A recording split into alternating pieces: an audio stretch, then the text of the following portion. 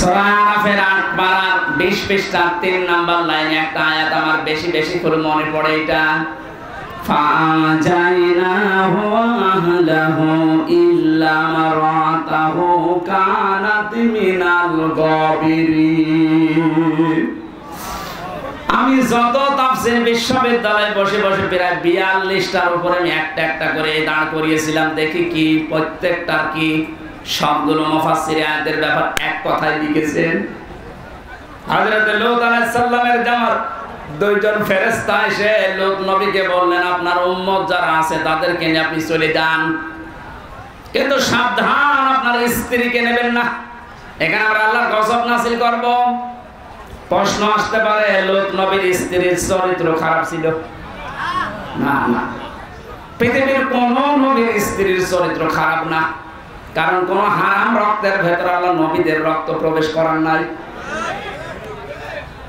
আমরা আজ দেখতে পাই অনেকের হারাম রক্ত, এই কারণে আন্ডা বাচ্চা যা হয় ওগুলো হারাম হয়। হযরত নূহ আলাইহিস সালাম এই কারণে ৯৫০ বছর পরে তিনি দোয়া করেছিলেন, লা তাদার আলাল আরদি মিনাল কাফিরিনা দাজ্জারা।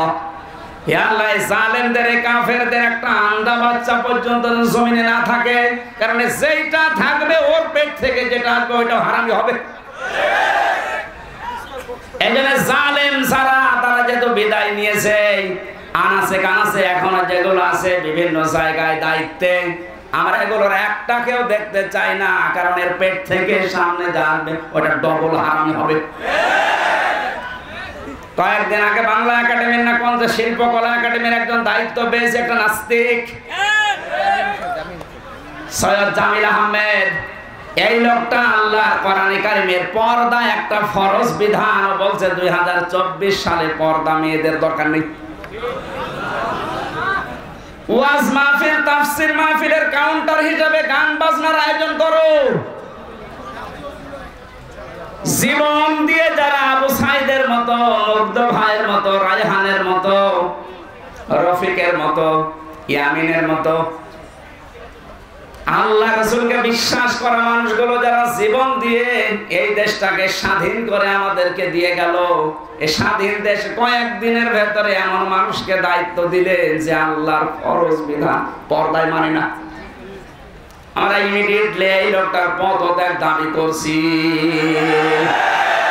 আমাদের আওয়াজ হয়তো পর্যন্ত যাবে না, কিন্তু আরশ পর্যন্ত চলে গেছে, কারণ বিধানটা কার? পর্দা করা লাগবে মেয়েদের, এই বিধানটা হামজার। আরো জোরে বলেন। সৈয়দ জামিল আহমেদকে আমি ব্যক্তিগতভাবে ঘৃণা করছি এই কারণে, কারণ কোরআনের বিরুদ্ধে, আল্লাহর বিরুদ্ধে। আর আল্লাহ বিরোধী কোন লোক আমরা এই ৯৬% মুসলমানের দেশে দেখতে চাই না। এর পদত্যাগ দাবি করেন কারা কারা দেখে? লিল্লাহি তাকবীর।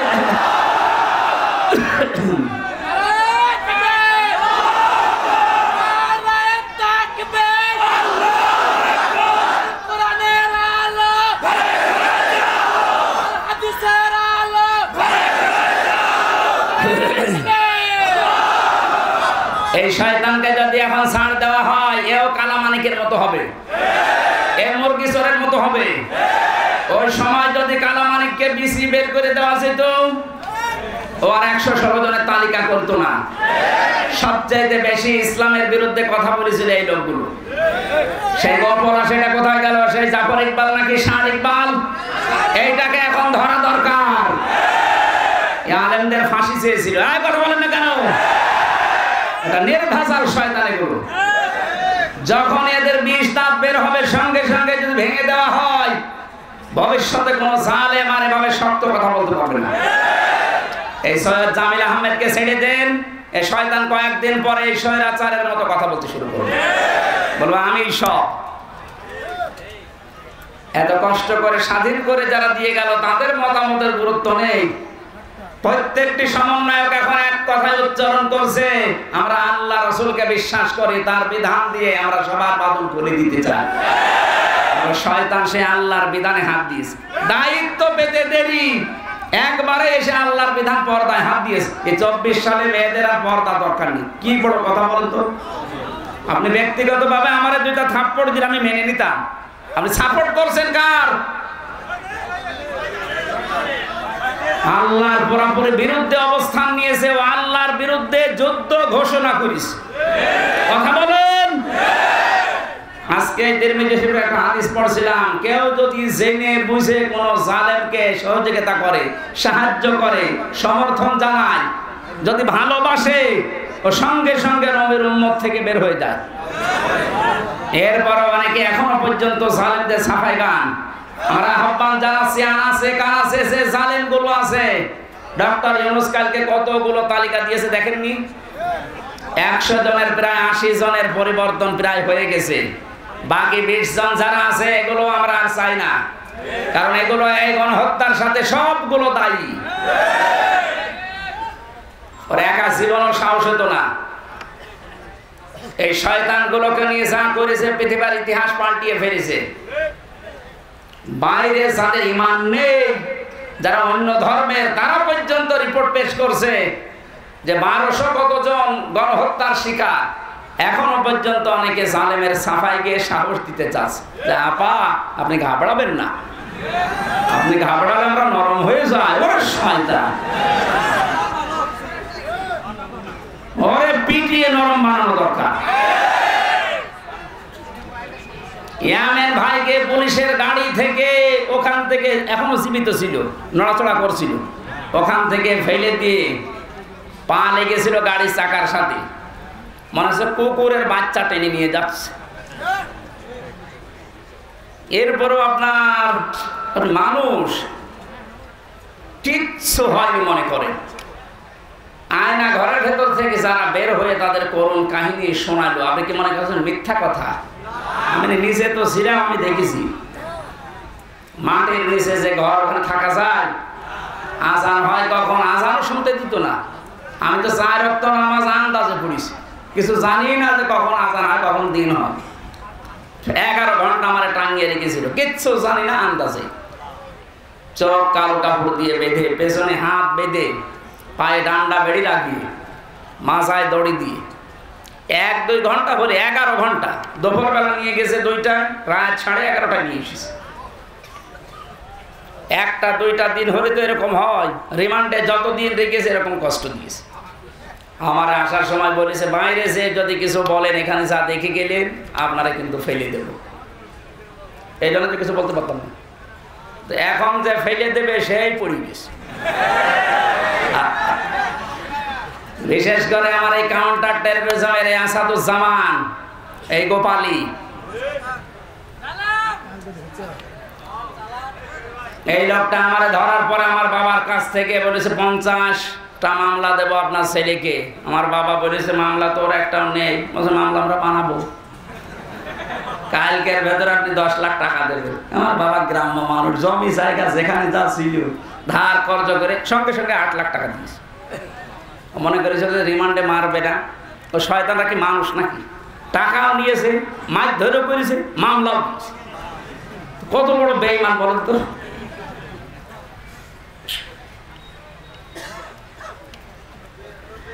জালেমের পক্ষে যারা সাফাই গান, আপনি আর মানুষ নেই, আপনি আল্লাহর মামলার আসামি। এইটা আমি বানালাম। সূরা শুরার 42 নম্বর আয়াতের প্রথম অংশে আছে আল্লাহ পাক বলেন ইন্নামাস সাবিলু আলাল্লাযিনা ইয়াজলিমুনা নাস। পৃথিবীতে যারা মানুষ হয়ে মানুষের উপরে জুলুম করে, অত্যাচার করে, নির্যাতন চালায়, আমি আল্লাহ নিজে তার বিরুদ্ধে মামলা দেব। তাহলে বাংলাদেশে 1628 জন মানুষ মেন দায়িত্বে ছিল, আর প্রত্যেকটি এরা জুলুমকারী। যে যে বিভাগে ছিল ওই বিভাগেও জুলুম করিস। এখন বলুন না কেন? বিচার বিভাগে বলেন, প্রশাসনে বলেন, যা যা বিভাগ ছিল প্রত্যেকটি জায়গায় যারা চেয়ারে ছিল প্রত্যেকটা জালেম আর জালেমের দোষী। অনেকে বলো আমার হাত বাঁধা। হাত বাঁধা তোর চেয়ারে বসে থাকার দরকার কি? তুই ভ্যান চালা। হাত বাঁধা বলে তুই জালেমকে সাপোর্ট করবি? কত বড় দুর্নীতিগ্রস্ত হলে একটা দেশের কেন্দ্রীয় মসজিদের ইমাম পর্যন্ত পালিয়ে যায়। জাতীয় মসজিদের ইমাম পালিয়ে গেছে না? কি আশ্চর্য! কোথায় পৌঁছেছে দেশটা যে মসজিদের ইমাম পর্যন্ত পালিয়ে গেছে। কারণ সেও নিজেকে নিজে অপরাধী মনে করছে যে জনগণ ধরলে আমারও চিরে ফেলবে। কথা বলেন। এত বড় বড় দাপটের কথা বলতো আমার কুষ্টিয়ার ওই দুই আল্লাহর ওলি। একজন যখন পচা ডিম খাচ্ছে, আর একজন এমন পালানো পালিয়েছে ওর বাড়ির ইট পর্যন্ত খুলিনি চলে যাচ্ছে। এই যে আমার সাক্ষী, আমার কুষ্টিয়ার দায়িত্বে ছিল এই লোকটা, আপনাদের এখানে বাড়ি। আসার সময় বলছিল যে ওখানকার যে কয়েকজনের নাম বললো, একটাও তো ও মানুষের কাতারে পড়ে না। আমি নামগুলো নাই বললাম, এই মানুষগুলোর জন্য দায়িত্ব পালন করতে পারেনি। এত নিকৃষ্ট চরিত্র এদের। এজন্য নিজে নিজে ভালো আমল করছে, নিজে ভালো থাকছে, এইরকম যারা মনে করছেন, আমি তাদেরকে এই সূরা আরাফের 83 নম্বর আয়াতটা শোনালাম। হযরত লূত নবীর স্ত্রীর চরিত্র ভালো ছিল, তার চরিত্র খারাপ না, কিন্তু সে তলে তলে চরিত্রহীনদেরকে সাপোর্ট করত। বলেন, একটা নবীর স্ত্রী নিজে খারাপ না, নিজে চরিত্রহীনা না, কিন্তু চরিত্রহীন মানুষদেরকে তলে তলে সাপোর্ট করার কারণে আল্লাহ তাকে যদি জাহান্নামে দেয়, আপনাকে দেবে 1 আর 2। উনি মনে করছেন আমি নামাজ পড়ি, রোজা রাখি, আমার এত বড় দাড়ি, আমার বউ পর্দায় থাকে, তাতে কি হয়েছে? আপনি সাপোর্ট করেন কাকে? কথা বলেন। আশা করছে আপনার শুভবুদ্ধির উদয় হবে। আমার বংশের 100 জনের প্রায় 98 জন এ জালেমের সদস্য ছিল। ওদের সেকেন্ড নবী ছিল আল্লাহর ওলি গোপালগঞ্জের। ওরা নবীকে তো বিশ্বাস করতো যে নবী মুহাম্মদ রাসূলুল্লাহ আছে একজন, কিন্তু আর একজনও নবী আছে।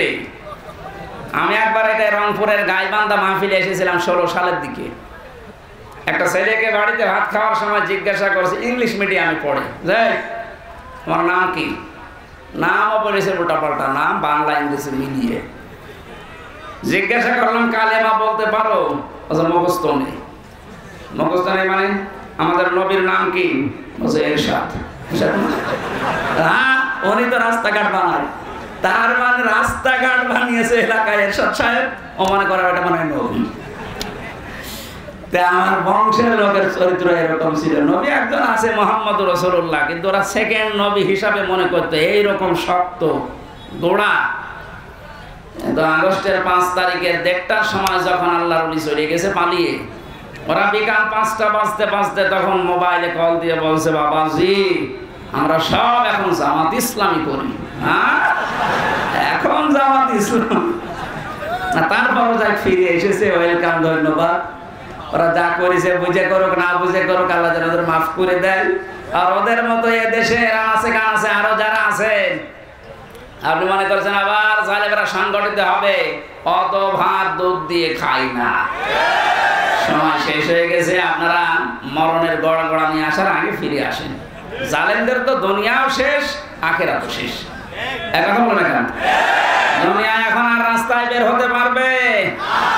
মামুনুল হক কয়েকদিন আগে বলে না যে জালেমদের তালিকা করে করে মরে মরে টাঙিয়ে দেন, যেন কিয়ামতের আগে দেশে ঢুকতে না পারে। এমন যেমন দেখলেই পিটিয়ে মানুষ মেরে ফেলছে। ঝিনাইদহে এক জালেমকে পিটিয়ে মেরে চৌরাস্তার ওখানে উলঙ্গ করে টাঙিয়ে রেখেছে। শেষ পর্যন্ত মহিলারা যখন দেখছে যে না জিনিসপত্র সব দেখা যাচ্ছে, তাড়াতাড়ি করে ওখান থেকে নামিয়ে কবর দিয়েছে। কি করবো, ছাতা ওকে দেখার মতো? এত বড় হারামি।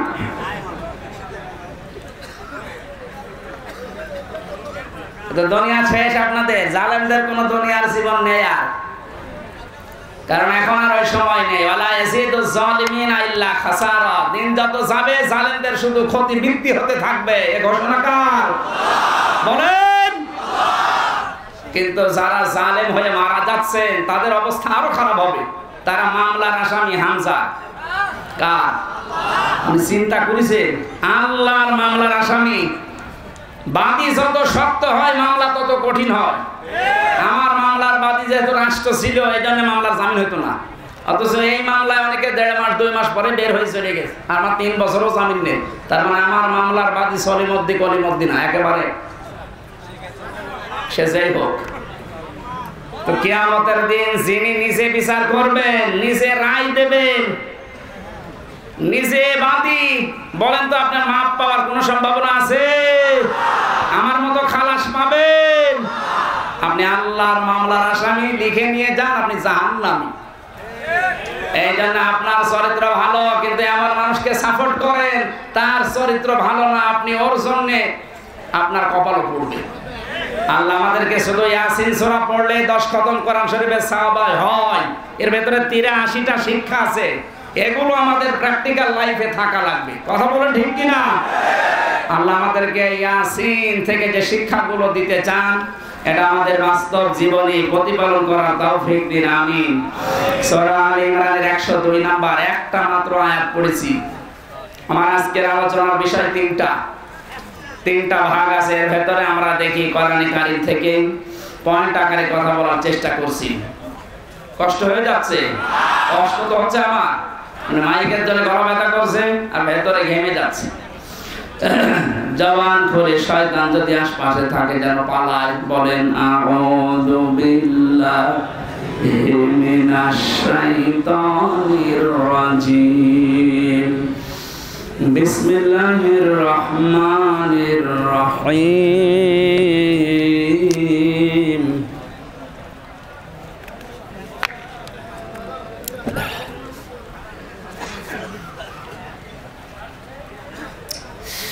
ইয়া আইয়ুহাল্লাযীনা আমানুত্তাকুল্লাহা হাক্কা তুকাতিহি ওয়া লা তামুতুন্না ইল্লা ওয়া আনতুম মুসলিমুন। সূরা আলে ইমরানের নামকরণ, ঐতিহাসিক প্রেক্ষাপট এবং কিছু শিক্ষা এখানে আছে। আপনারা তাফসিরে ইবনে কাসির দেখলে এগুলো পাবেন। আমরা মূলটায় যাচ্ছি। আল্লাহ প্রথমে এখানে ডাক দিয়েছেন শুধুমাত্র ঈমানদারকে। কাদেরকে? আমরা কি ঈমানদার না বেঈমান? এখন আপনার ঈমান আছে কিনা এটা পরিমাপ করবেন কি দিয়ে? দাড়ি পাল্লায় তুলে দেন নাকি? আল্লাহর নবী থার্মোমিটার দিয়েছেন। এদিকে তাকান, খুব গুরুত্বপূর্ণ বিষয় ভাই। নবীজি বলেন ইদা সাররাতকা হাসানাতুকা ওয়া সাআতকা সাইয়্যাতুকা ফাআনতা মুমিন। তোমার যে ঈমান আছে তুমি কিভাবে টের পাবে জানো? যদি তোমার ভালো কাজগুলো তোমাকে আনন্দ দেয় আর অন্যায় কাজ দেখলেই তোমার কষ্ট লাগে, বুঝবা তোমার ঈমান আছে। দিনাজপুরবাসী এদেশের দিকে তাকিয়ে বলেন তো, ভালো কাজ সবার কাছে ভালো লাগে না, অন্যায় কাজ সবার কাছে কষ্ট লাগে না। সুতরাং ভালো কাজ যার কাছে ভালো লাগে, অন্যায় কাজ দেখলে যার কাছে কষ্ট লাগে, সে যেন মনে করে আমার ঈমান আছে। আর যার কাছে ভালো কাজও ভালো লাগে, অন্যায় কাজও ভালো লাগে, সে যেন বোঝে সে মুনাফিক। আল্লাহ এখানে মুনাফিককে ডেক দিয়েছেন না ঈমানদারকে? আমরা অন্তত দেখতে পেলাম যে আমার অবস্থান কোন জায়গায়। আমি যদি ঈমানদার হয়ে থাকি, আল্লাহ এবার আমাকে আদেশ দিচ্ছেন ইত্তাকুল্লাহ, আমাকে ভয় করো। আমাকে কি করো? এই যে শব্দটা নিয়ে আবহমান কাল থেকে বহু ব্যাখ্যা আমরা শুনেছি, পেয়েছি। কিন্তু আমার এখন আধুনিক একটা ব্যাখ্যা পেয়েছি। খুব কষ্ট হচ্ছে, বসেন একটু, বসেন বসেন। এবার তো আমি প্রবেশ করছি জায়গায়। আল্লাহকে ভয় করো এই শব্দটা পড়া কোরআনে যতবার আমি পেয়েছি, আধুনিক ভাগে ব্যাখ্যা করার চেষ্টা, যখন তাফসীর খুলে খুলে দেখলাম যে না, এ তো মিলছে না। এটা কিছুদিন আগে একটা তাফসীর বের হয়েছে, এই জায়গায় তাকওয়া শব্দের ব্যাখ্যা লিখতে গিয়ে মুফাসসির লিখেছেন তাকওয়া মানে যে যে বিষয়ে কাজ করবে ওই বিষয়ের শিক্ষা, দীক্ষা, প্রশিক্ষণ, এরপরে ওই কাজটা সুচারুরূপে যদি আঞ্জাম দিতে পারে, এর আরবিতে নাম তাকওয়া। ইনি একটা ইঞ্জিনিয়ার, উনি যে সমস্ত কাজগুলো করে বিএডিসিতে, ওই কাজগুলো সম্পর্কে ওনার আগে শিক্ষা লাগবে, প্রশিক্ষণ লাগবে, এবং বিনা বাধায় ওই কাজটা সুচারুরূপে যখন আঞ্জাম দিতে পারবে, ওইটার নাম আরবিতে তাকওয়া। আল্লাহ এইটা অর্জন করার জন্য আমাদেরকে বলেছিলেন। পৃথিবীর বিভিন্ন দেশে আমি ঘুরে দেখেছি, তাকওয়াটা তারা এখান থেকে নিয়েছে। ওদের ছেলেমেয়েরা যে যে বিষয়ে একটু পারদর্শী, ওকে ওই বিষয়ের শিক্ষা আরো বেশি করে দেয়, প্রশিক্ষণ দেয়, ওই কাজটা ওরে সুচারুরূপে আঞ্জাম দেওয়ার জন্য ব্যবস্থা করে দেয়। এই জন্য ওদের দেশটা দাঁড়িয়ে যায়। আর আমাদের তাকওয়া কি? যে বিষয়ে যাকে দেওয়া হয়েছে ওই বিষয়ের শিক্ষা ওর নেই, প্রশিক্ষণ নেই, হাত বাঁধার কারণে কাজও করতে পারে না, এ দেশটা উপরে যাওয়ার তুলনায় নিচে নেমে যায়। এক কথা বুঝতেছেন? সুতরাং তাকওয়া অর্জন করার জন্য শিক্ষা দরকার, প্রশিক্ষণ দরকার, এবং বিনা বাধায় সুচারুরূপে কাজটা আঞ্জাম দেওয়ার পরিবেশ দরকার। আমি যতটুকু বুঝলাম, দেখলাম, আপনি আবার অন্য মাইন্ডে নেবেন না, একেবারে নিরপেক্ষ দৃষ্টিতে কোরআন আমি হাতে নিয়ে বলছি। বাংলাদেশ জামাত ইসলামী আর ইসলামী ছাত্র শিবির এই কাজটাই করার জন্য চেষ্টা চালাচ্ছে। আপনি খোঁজ নিয়ে দেখেন, এদের যে যে বিভাগে লোক আছে আপনি দেখেন, ওই বিষয়ের শিক্ষা তার পরিপূর্ণ এবং প্রশিক্ষণ পরিপূর্ণ। কারণ ওদের সভ্যতারি আছে, ওদের মাসে মাসে মিটিং আছে, 15 দিনে মিটিং আছে, সপ্তাহে মিটিং আছে, এগুলো শিখায়।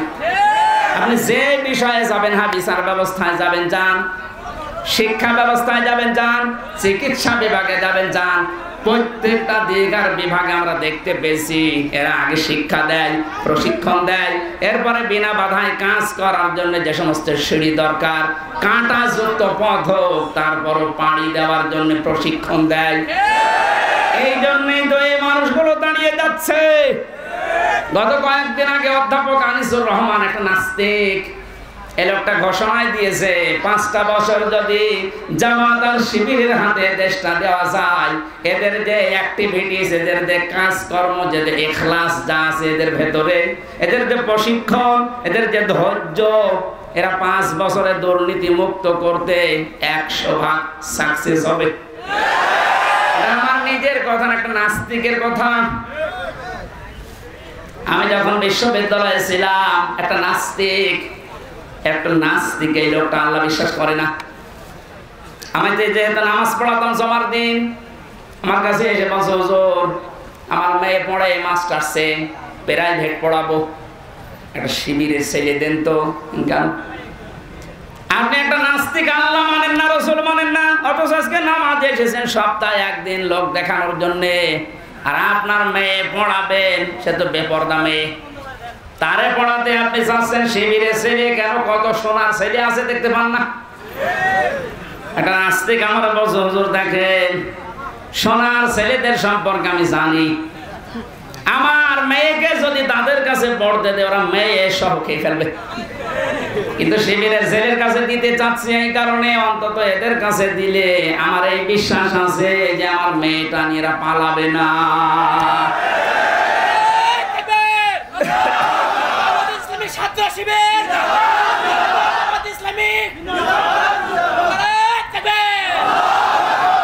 আমার মুসলমান ভাইরা, আমি দালালি করার জন্য না, আল্লাহর কসম, যা দেখতে পেয়েছি আমার এই 30-33 বছর বয়স, আমি সেইটা বলছি।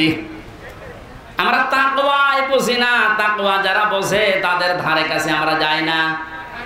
তাকওয়া কত রকমের হয়, আমি 9 প্রকার পেয়েছি তাফসিরে। কোন মানুষ যদি তাকওয়া অবলম্বন করে, আল্লাহ 27টা উপকার করে দুনিয়া আর আখিরাত মিলে। সুবহানাল্লাহ বলতে পারেন না?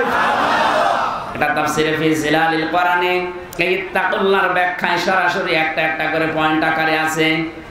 যদি পারেন যারা জ্ঞান অন্বেষণ করার জন্য একটু চেষ্টা চালান, তারা দেখে নেবেন সূরা আলে ইমরানের 102 নম্বর আয়াতের তাকওয়া শব্দের ব্যাখ্যাটা। হাক্কা তুকাতিহি, যেভাবে আমাকে ভয় করা দরকার ওইভাবে তোমাদের ভয় করা লাগবে। বাস্তবে আমরা দেখেছি বহু মানুষ আল্লাহকে ভয় করার মতো ভয় করার কারণে দুনিয়া আখিরাত সব পরিপূর্ণ পেয়ে গেছে।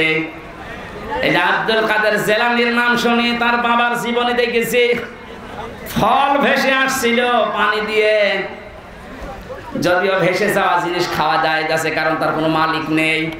ক্ষুধার্ত অবস্থায় ফলটা খাওয়ার পরে তার মনে হয়েছে আমি কার জিনিস খেলাম, আমি তো না বলে খেয়েছি। এত বড় ক্ষুধার্ত মানুষও প্রায় সারাদিন সারা রাতে হেঁটে হেঁটে বাগানের মালিকের কাছে মাপ চাইতে গেছে। এর নাম হাক্কা তুকাতিহি। আমরা যদি ভয়কে ভয় করার মতো আল্লাহকে করতে পারি, মহান আল্লাহ আব্দুল কাদের জিলানীর বাবার মতো দুনিয়া আখিরাত আমাদের দিয়ে দেবে।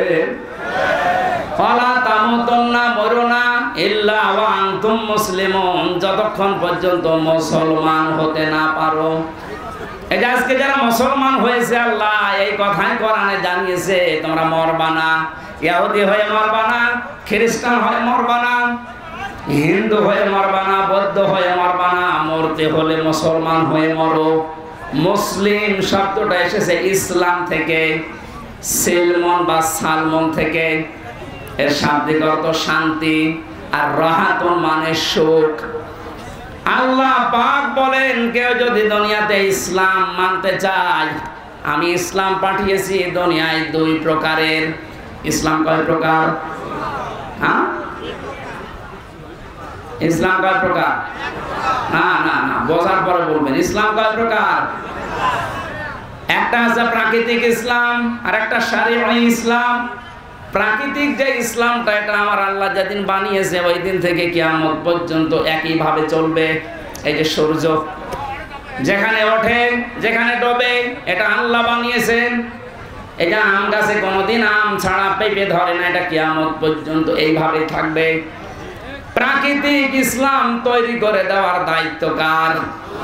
কিন্তু শরঈ ইসলাম যেটা, এই যে কাগজে আছে, কোরআনে আছে, হাদিসের পাতায় আছে, এই কাগজের ইসলামকে জমিনে যতদিন পর্যন্ত আপনি কায়েম করতে না পারবেন, চেষ্টাও যদি না করেন, মান মাতা, যে ব্যক্তি মরে গেল, অলাম ইয়াখজু, সে চেষ্টা করে নাই, যুদ্ধ করে নাই, গাজওয়ায় শামিল হয় নাই, অলাম ইউহাদ্দিস বিহি নাফসাহু, তার মনের ভেতরে কামনা বাসনাও আসে না যে ইসলাম কায়েম হোক, মাতা আলা শুবাতিন মিনান নিফাক, আল্লাহর নবী বলেন সে যেন মারা যাওয়ার সময় মুনাফিক হয়ে মরে যায়। বলেন নাউজুবিল্লাহ।